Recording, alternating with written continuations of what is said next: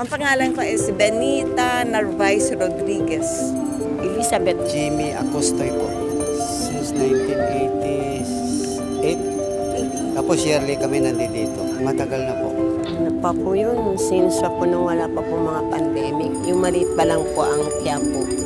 Bata pa kami, sa mga magulang po namin eh. Sila po ang nag-akay sa amin. Dati po, hindi po inaano siya sa Luneta. Doon lang po sa Quiapo, iniikot lang po.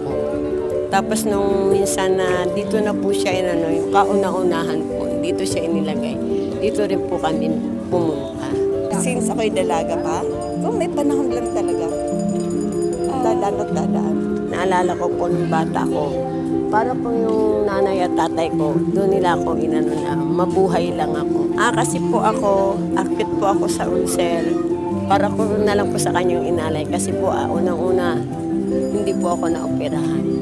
Sakripisyo nandyan lang yan. Nasa tao naman yung kung paano i-handle. Pasasalamat lang talaga.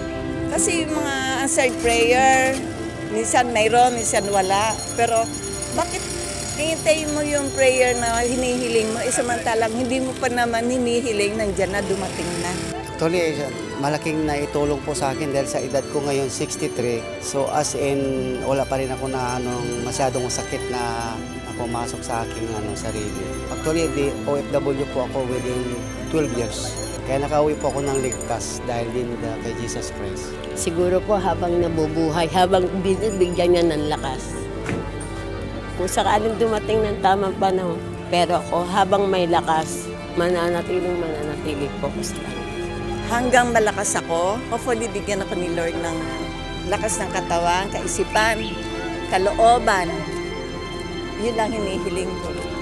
Habang buhay po ako, siyempre, yung paniwala ko kasi kay Jesus Christ na siya pa rin ang the best para sa ating lahat.